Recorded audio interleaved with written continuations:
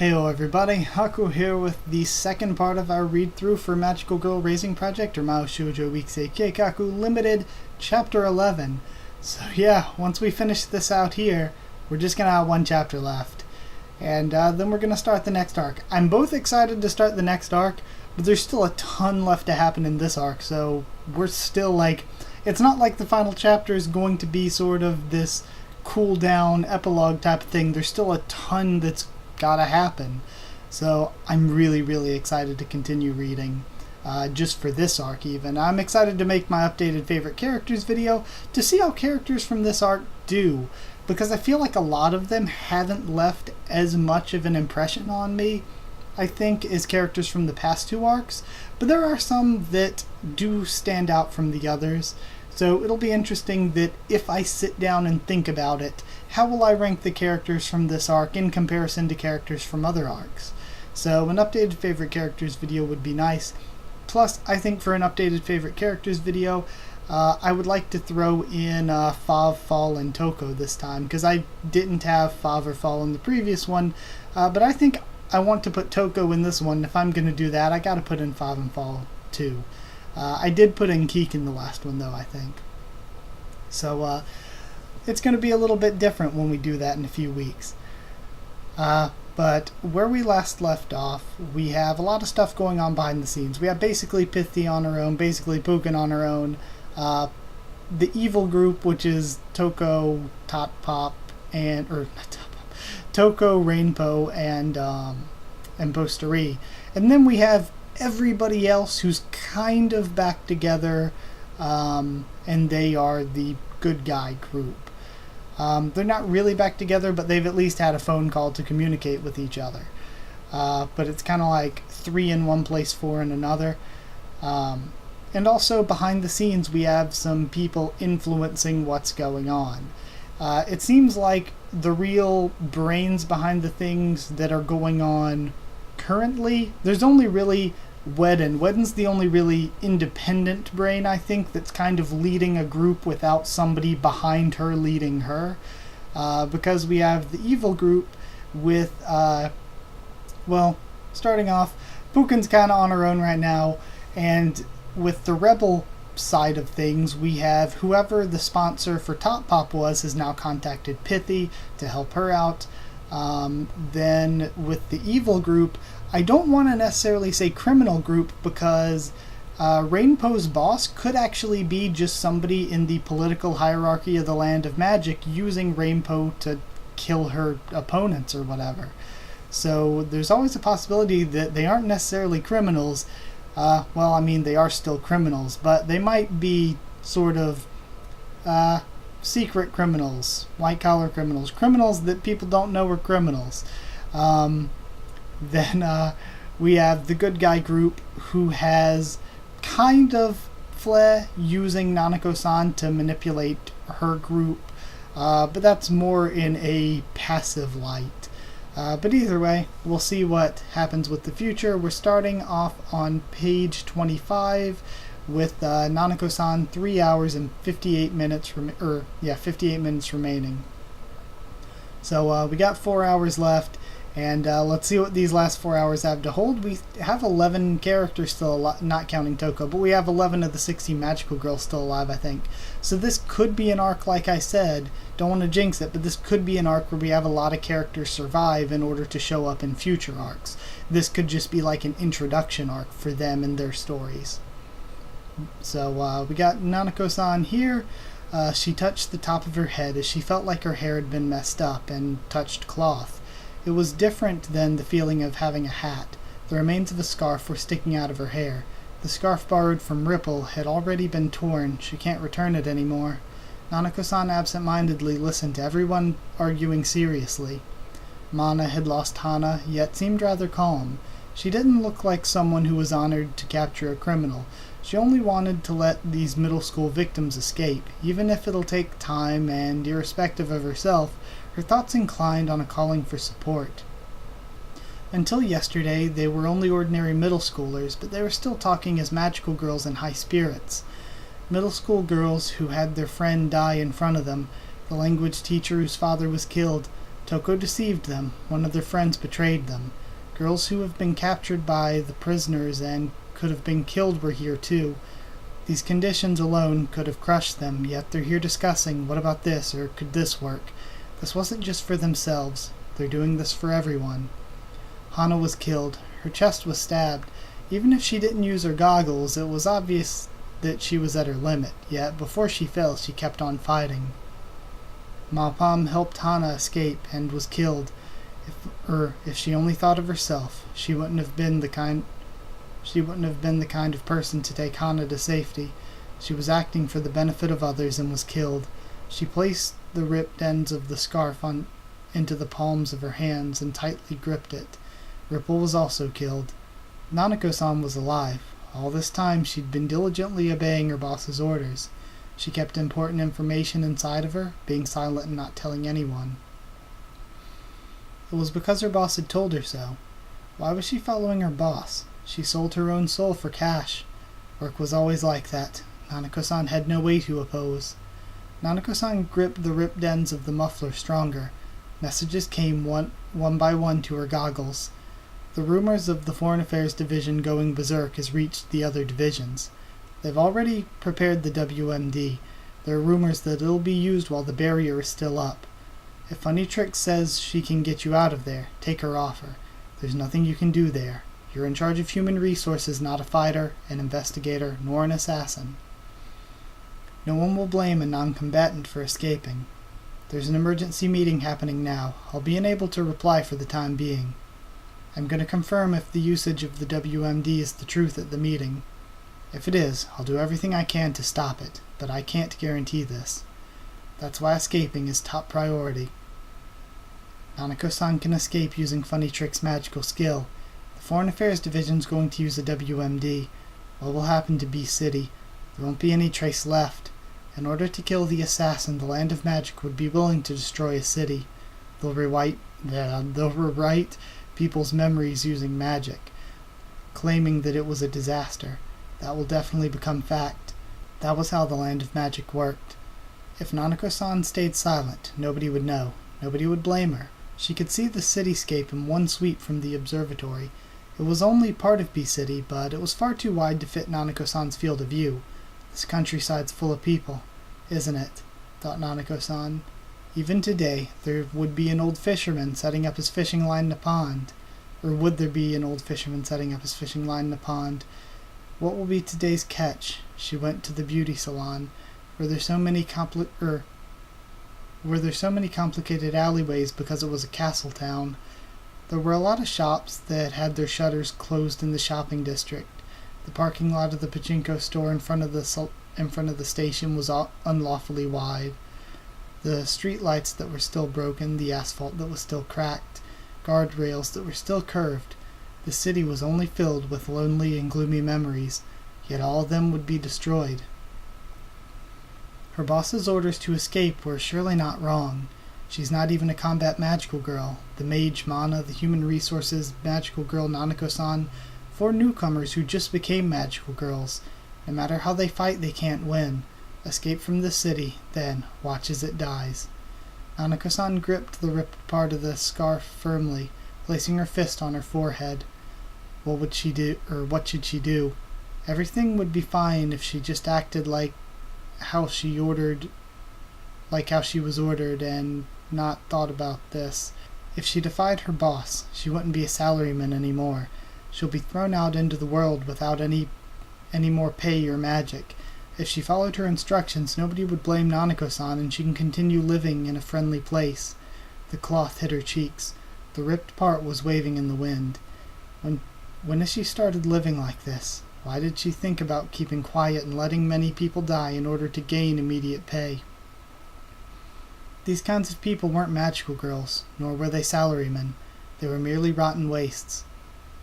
When she was in elementary school, Katori Nanaya adored Cutie Healer. She declared to everyone that she'd be just like Cutie White, a cute and strong-hearted magical girl. Nanako-san removed her goggles. Everyone, there's something I haven't told you. She prepared and grabbed onto the scarf. She wasn't her past self anymore. That's why. She wanted to become a magical girl who wouldn't make Ripple, Hana, or Malpam ashamed. There seems to be rumors that the Foreign Affairs Division's going berserk because they lost their decisive weapon, Malpam. It seems like people are wondering if they'll launch a weapon of mass destruction at the city if we don't capture the criminals. Everyone looked at Nanako-san. No turning back now. Nanako-san looked back at everyone. The mountain birds were chirping somewhere. Before the long chirping noises ended, Mana slowly stood up. Our magical phone should be broken. How'd that info get to you? I used my goggles to get messages from my boss. What messages? Information about Pukin's group, being wary of Malpam, and the proposal to form an alliance. All of them were instructions from my boss. There was a large thud sound as Mana stomped her leg forward. She grabbed Nanako-san's collar. Someone held back a scream. In the end, you were just a piece of shit, weren't you? Hana died for nothing believing in you. Nanako-san saw Mana as she grabbed her collar. This was the angriest that Mana's been until now. My apologies. I'm not going to listen to any apologies. Following Mana, the wedding dress magical girl stood up as well. Wait a second, what do you mean, weapon of mass destruction? They plan to destroy the city to kill the assassin. You can't be serious. Do they think we're idiots? Why would they do that? Who do they think they are?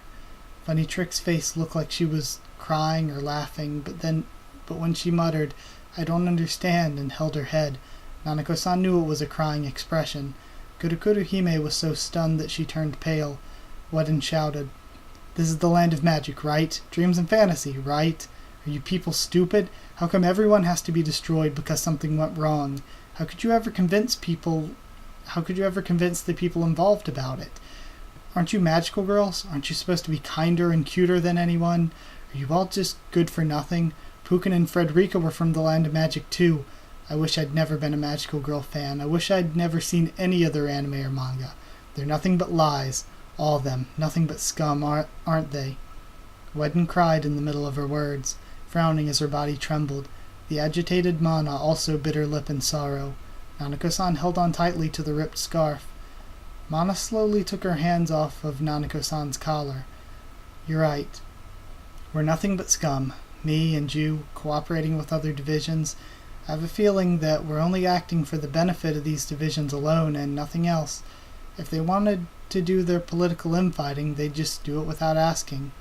Mana's words, they were filled with self-loathing. But it also felt like she gave up.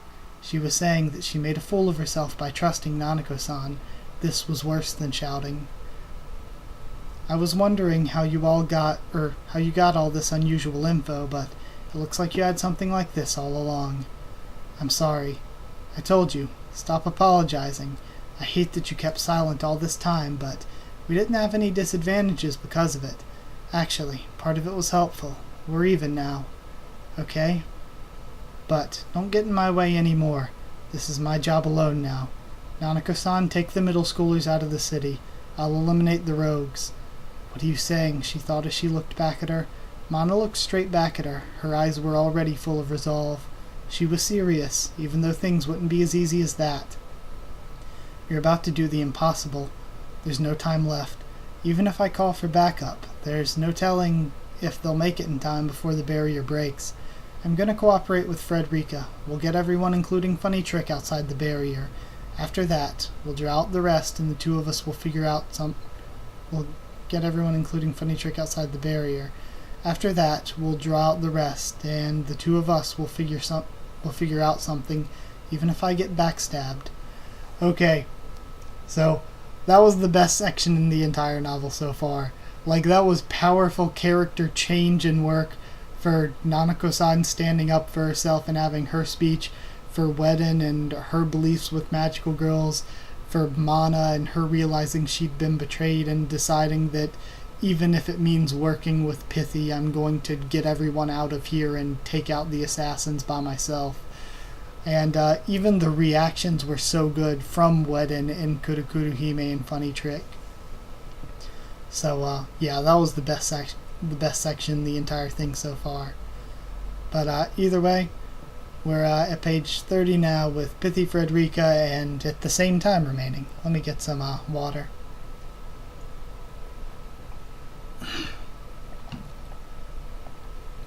We have Pithy Frederica, 3 hours, 58 minutes remaining. Okay, are you ready? I'm ready, but what exactly is this? Oh, you don't have to worry about that. You chose this place for a reason, right? I told you, don't worry about it. She looked at the bottom from the rooftop of the business hotel. It's the middle of the afternoon, so there weren't as many pedestrians as there were when people were all headed to school. There were a bit more cars than there were pedestrians. There was some sort of gas pipeline construction in front of the station, and the alternate one-side passageway looked jammed. Frederica placed her cell phone on the corner of the rooftop, thinking about the job she was going to do. She better not take it. It'd be troublesome for her if it were to break. Yet, where exactly is this person on the other side of the phone? She knew the phone number of the phone she just stole, and knew that Frederica was the user as well. She wondered if it was some kind of magical skill, but she didn't remember anyone who could do that. Even as someone being used, she wanted to know who was using her and what reason they have. Don't worry, this won't be anything bad. It was creepy, the way they could see into her heart like that. Yet, that kind of creepiness was kind of fun. As Frederica shivered her shoulders and smiled, wow. If she were to be used, this is the perfect person to do it. You know what I actually think? The person, controlling Pithy here, there's a chance it could be Snow White. Now this is out there, but she can tell what Pithy's thinking. She can tell she was worried about being used, and it would explain how she would be able to know the numbers and all that if she could hear Pithy's thoughts about it. So it could actually be Snow White. But like I said, this is really not likely. That's encouraging. I'll keep my expectations up. She dropped the call and ran down the building wall. While maintaining her speed, she changed her direction at a right angle, kicking over a medium-sized truck waiting for a light signal, removing the doors from the minicar behind it, and pulling out the driver, throwing him away. The taxi driver in front who was waiting for the light signal as well, rolled out and ran away. Frederica grabbed the minicar, lifted it, and after pausing for a while, smashed it into the taxi in front. Smashed and broken glass scattered everywhere. For now, she attacked the cars that reached the edges of her vision and destroyed them. She ripped off bumpers, beating up windshields, tore off the doors. While she was running, she kicked down 3 cars on her sides until they fell over. The fourth one being a light truck rolling horizontally that she threw towards the entrance of a convenience store. She took particular care in destroying cars with dazzling emblems that meant they were expensive foreign cars. Screams, anger, and the sound of glass breaking mixed together. The automobile doing a U-turn, or people who abandoned their cars and ran, everyone struggled to escape from Frederica. Feeling like a giant monster felt very pleasant, but she couldn't stay here forever. She'd be fine if the police or the Japanese Special Defense Force comes, but if something other than that comes... Oh, is that what they were planning? If there was a commotion, a magical girl would come to look at the station. They'd probably also meet another dangerous magical girl nearby. She understood why she was supposed to be rampaging, and also knew the bad characteristics of the person she's taking orders from. Frederica left the scene with a pleasant mood secretly in her chest. When she left, she kicked over 3 more cars. Rainbow, remaining time, 3 hours, 30 minutes. When she heard the commotion and ran on top of the hotel, the criminal was already gone. Only the result of their crime was seen widely below. There was no doubt that someone was rampaging. A number of cars had been rolled over and beaten up. There was even something that was thrown inside a shop. The only person that could have done something like this was none other than a magical girl. Although the investigation team and the middle school students wouldn't do something like this, the most likely candidates are Pukin or Frederica. This kind of rampage was an extremely emotional one done by a spoiled brat who'd cry wah wah while rampaging. She knew Frederica was a sneaky, cowardly, and cunning magical girl, not someone who'd get into outbursts or a spoiled brat. Was it Pukin? Did the overflowing gasoline get ignited? One of the cars flew away in a boom. Posteri, watch my back. Toko, watch below me. According to her information, even getting hurt by Pukin's attack meant a game over. After killing Palm, even though Pukin was wounded, she knew that she'd be in danger if she kept chasing her. She sharpened her senses, making a posture that showed she was ready for her enemy to attack her from any direction. She could see the considerable anger that Pukin had by seeing this miserable scene. If that was directed at Rainbow, there was no way she could be careless. She put her back against Posteries, and Toko was on her head. Although she couldn't really trust any of them in a battlefield, they weren't completely useless when it came to warning her. She slowly leaned forward from the building and looked down. There was no one there. Was everyone running away? Even if the police or fire department wanted to come, there was still some time. Due to a dozen magical girls rampaging across the city, their workload is increased. Even if they ask for support from outside, they won't come soon. The land of magic was the same. Rainbow jumped to the side, turning her body around. She saw the eyes of the swordsman magical girl over Posterie's back. Her strong vigor was directed this way. Posterie fell down on her butt as she sank to the floor. Her thirst for blood was like being stabbed in the heart with a sword. It wasn't something a freshly debuting newcomer could endure. And of course this was the plan with Pithy that she realized all along. It was to lure all the other magical girls in to fight each other. Basically using Pukin to try to take down Rainbow. Toko flew above her head from the opposite direction. She knew how she should move. Rainbow launched a rainbow toward Pukin, setting up several rainbow walls around the building. She was different from Ripple, who had homing projectiles. No matter how fast her opponent was, she had to make a direct attack with her sword. Even just hindering her movements would have a huge effect. Pukin avoided the rainbows rushing at her from all sides. She parried, both with her right hand holding a sword and her left hand holding a dagger. Rainbow could glimpse a smile from her hair fluttering in the wind. Rainbow prepared herself. Even if Pukin's smile made her doubt herself, she wouldn't loosen her attacks. Assassins waste no moves. Parrying a rainbow with sharp sword skills. Oh my god, all the S's this chapter. Parrying a rainbow with sharp sword skills, sending it crashing into another rainbow.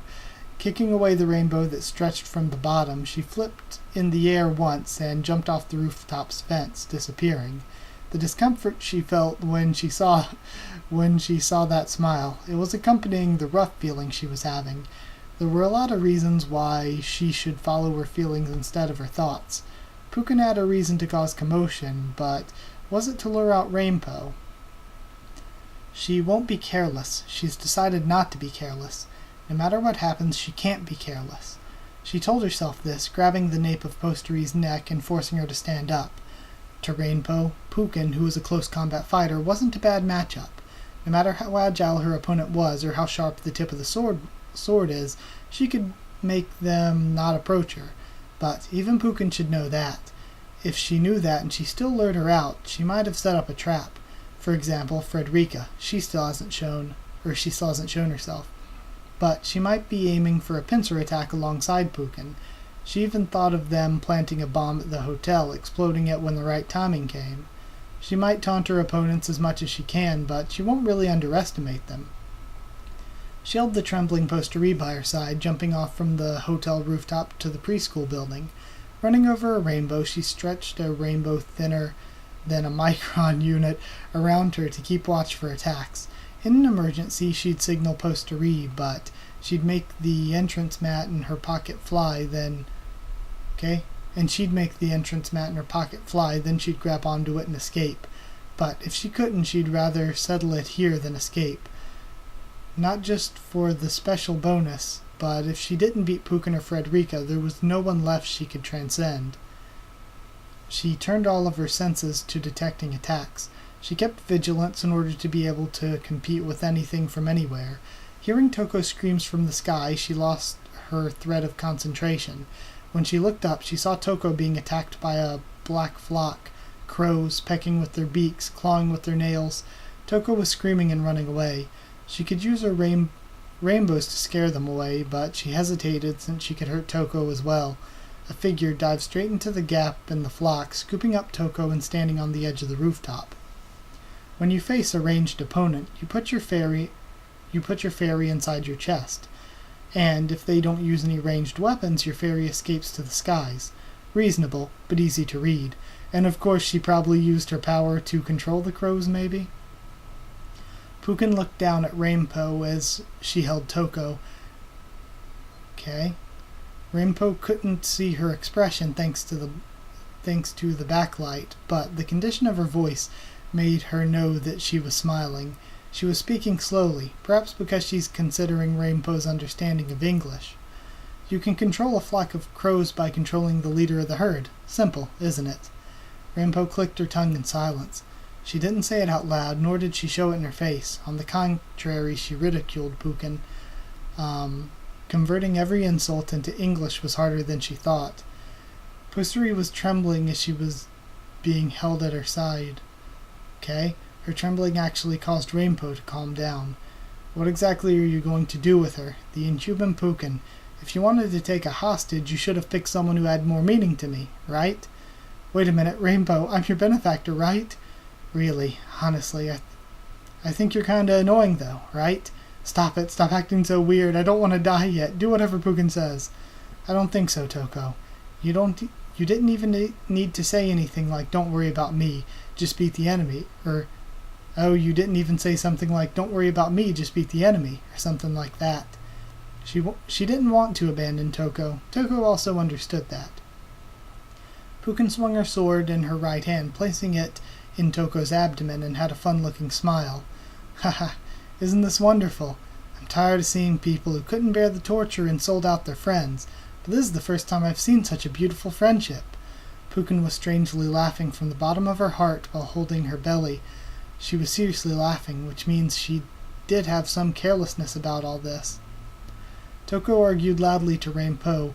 She opened up her mouth wide and bit Pukin's gloved fingertip with a chomp, while Pukin's muffled cries leaked out and tried to hold her down with her left hand, but Toko got out between the loosened... Wait, what? Okay.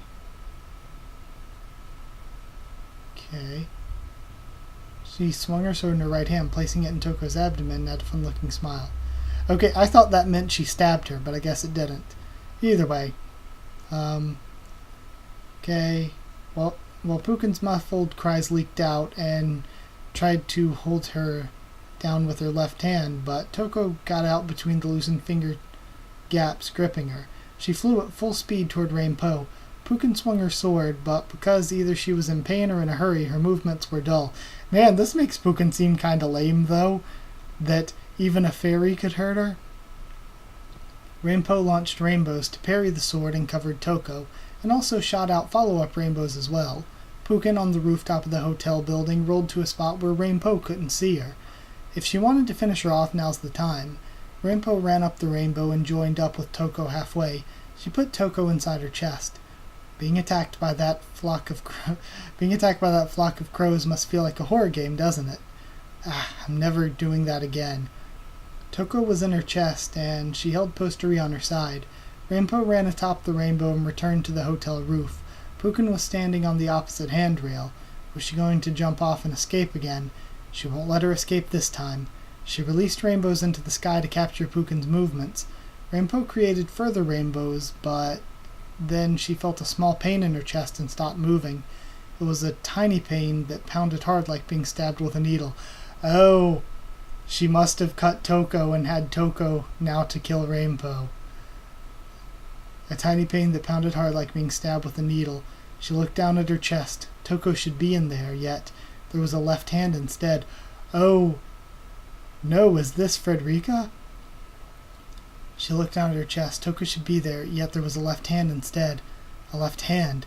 It wasn't that someone's left hand was stretching out, but a single left hand was there in her chest.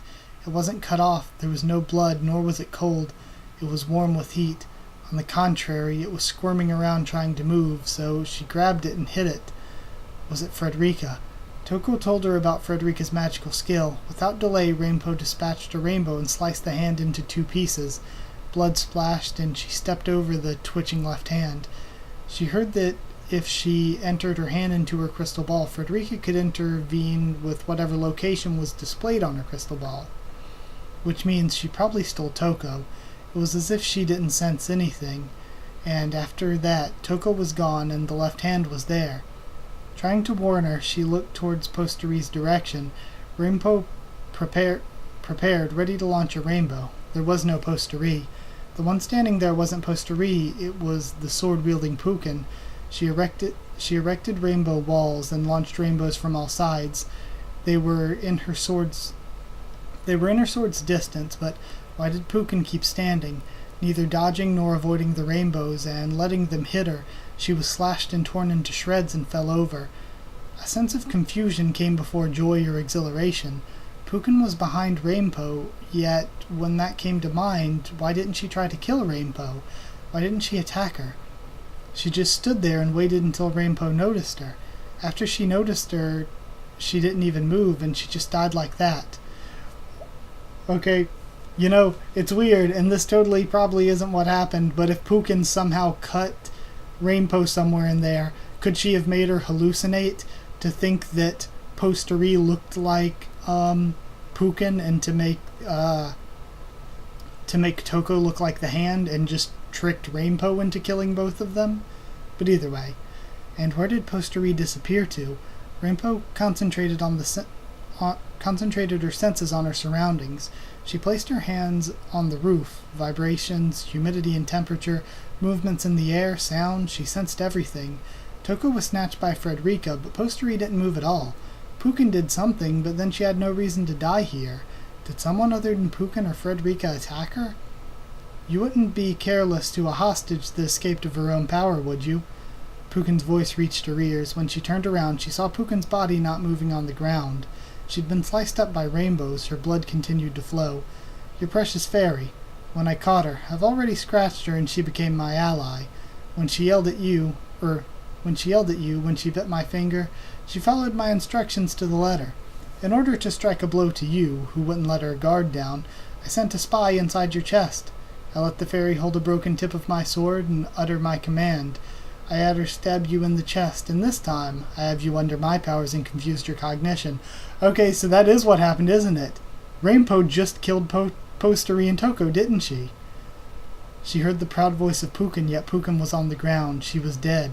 She ordered Toko, stab me. What's she saying? I told you that I confused her cognition with my magical skill, didn't I? I shall give you your correct viewpoint. Try and take a closer look to figure out what transpired and what happened. Man, Pukin, I'm not gonna lie, she's evil as shit, but Pukin is damn badass. Holy hell. This may have made Pukin fly, just the brilliance of this evil plan might have made her fly up in my favorite characters ranking. Okay, try and take a closer look to what happened, or find out what transpired and what happened. Something rang in Rainbow's ear. Rainbow's vision distorted and returned. The sliced remains of Pukin became Tatsuko Sakaki. The blood and wounds haven't changed. Frederica's hand was a sliced-in-half Toko. Man, Pukin just MVP'd the arc. Rainbow calmly recognized her surroundings, thinking, so that's how I mistakenly saw this. And right now she felt strangely calm. She wiped her cheeks with her fingers filled with blood. I've redone my magical skill on you. Now you are my servant. I see. She was convinced.